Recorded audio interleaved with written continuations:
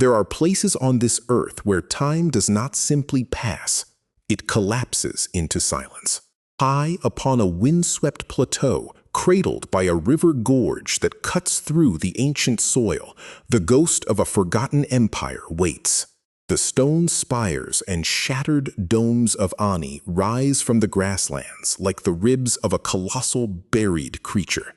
Once this was a city of 100,000 souls, a roaring crossroad of commerce and faith that rivaled Constantinople and Baghdad.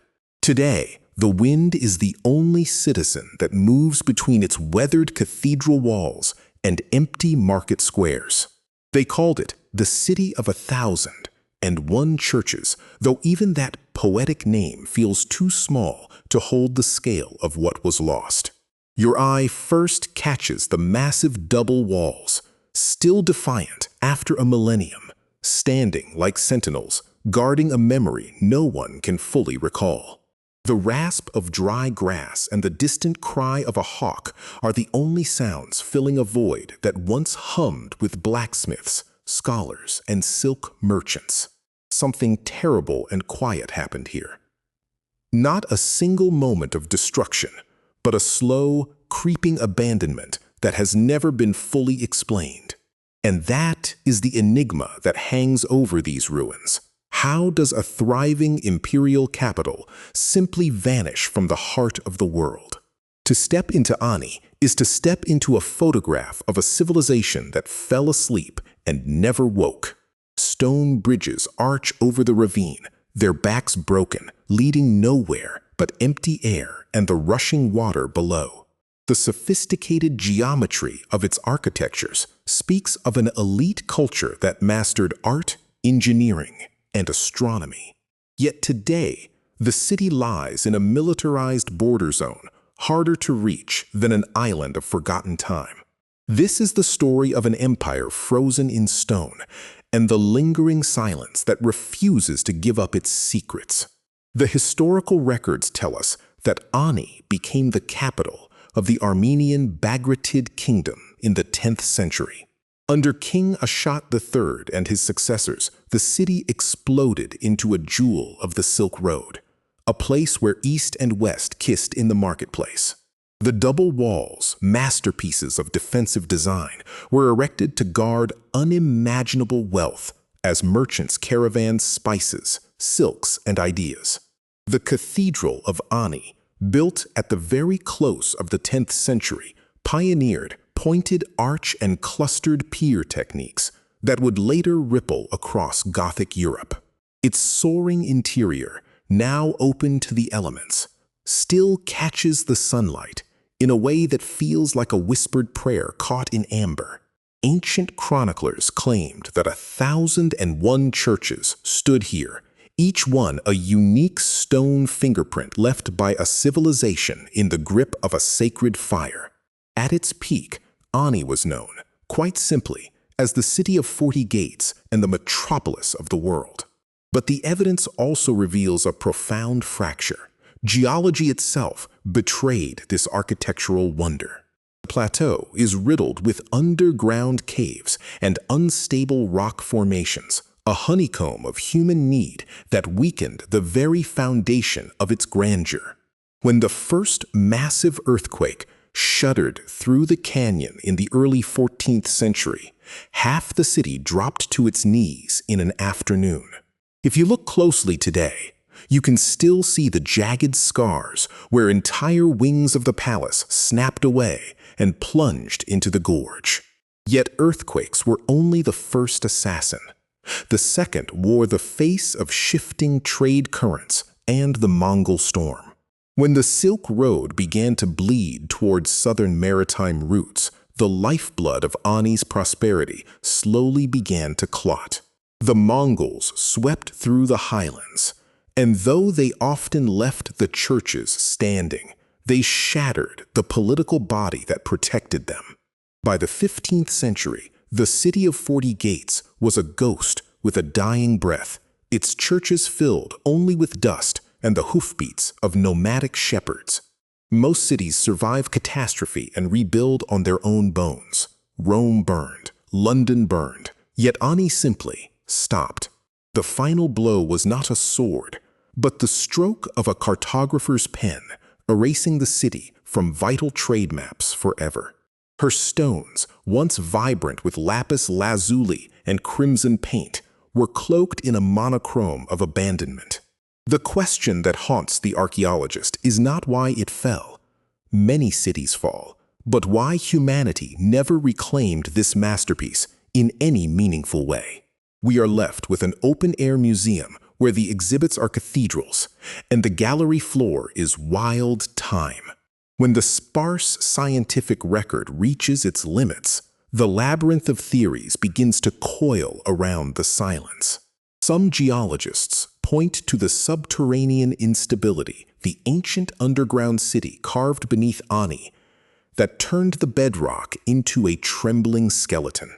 They argue that living atop a cavernous labyrinth was a disaster waiting to reoccur, and fear of further collapse drove the survivors away for good. Other historians shift the blame to the ruthless geometry of politics, a kingdom squeezed between the Byzantine pincers and the rising Seljuk crescent. Ani became a boundary stone, its identity too potent to absorb and too complex to protect, so it was left to the indifference of empires. A darker hypothesis walks the edge of spiritual legend, whispering that a city with so many churches may have fragmented its own sacred power. Local lore has long held that the stones themselves absorbed too much blood from dynastic feuds and sultanic raids to ever nurture life again. There are fragmentary reports from 19th century travelers who described a palpable weight in the air, a pressure that silenced even their horses. The ruins felt, to those wanderers, not dead but suspended in a kind of deliberate, watchful rest. Even rational minds admit that the rate of urban evaporation here defies the normal laws of historical recovery. Where archaeology faltered, the whispers of the Silk Road began to fill the silence with half-remembered tragedy. One theory insists that the plague traveled the same caravan paths as the Silks, burning through the population until there were simply too few hands to rebuild. And yet, no mass grave has ever been found inside the city walls to confirm that particular kind of apocalypse.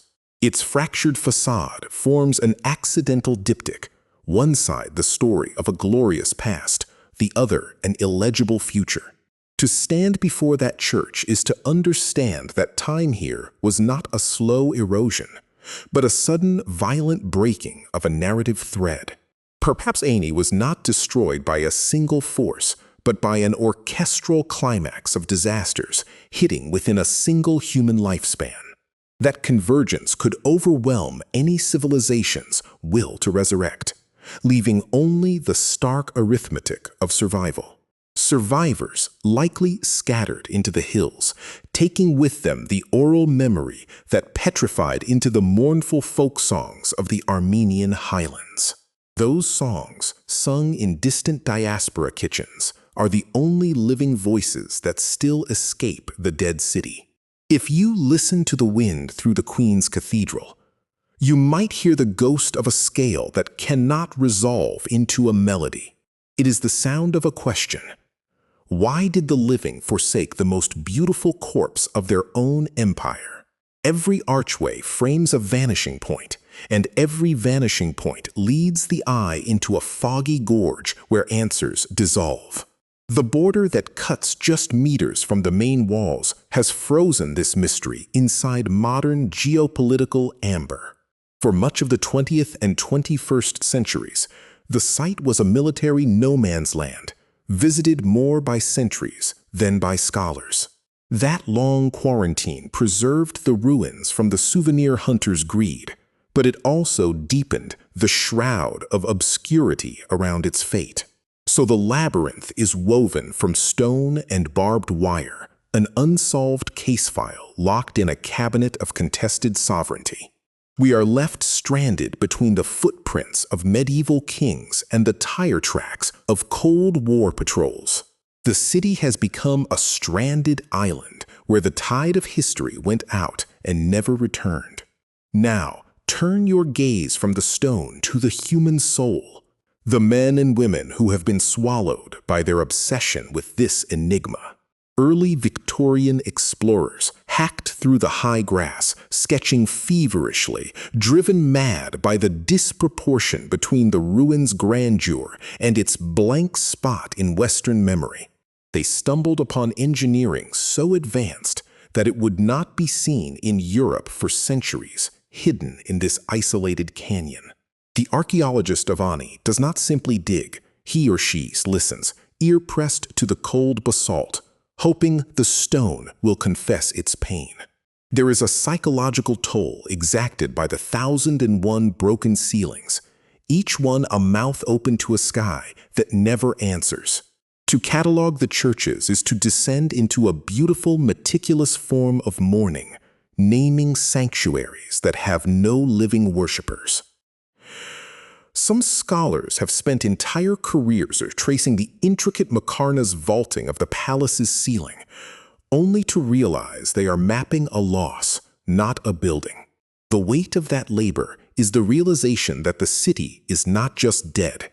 It is forgotten twice over, erased from the global imagination. That emptiness can become a mirror reflecting our own fear that entire civilizations, our own included, can dissolve into grass and shepherd's rumor. You can still find the ancient bridge pier jutting from the emerald river below, a hand reaching out of the water, pleading for a connection that never came. How many prayers were whispered on that bridge before its final collapse? How many merchants watched their world end as the stone swayed? The human obsession with Ani is the obsession with a photograph torn in half, the missing piece holding the secret of a culture's final heartbeat.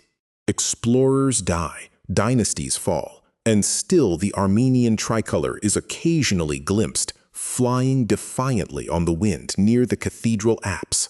It is a silent reminder that memory can be outlawed, but never fully excavated from the human heart. The ultimate toll is the realization that some ruins do not represent a death. They represent a sleeping, a suspended sentence of cultural isolation. And so we arrive at the enduring enigma, the place where history fades into philosophy. We tell ourselves that time reveals all things, that the earth eventually gives up her dead secrets. But as you watch the evening fog roll in from the Akurian River and smother the roofless basilicas, that belief feels fragile. The stonework here is so eerily preserved that you expect to see a candle flicker in a crevice or hear a distant choir at any moment. Yet the only choir is the wolf's howl and the grinding of tectonic plates far beneath the abandoned caves.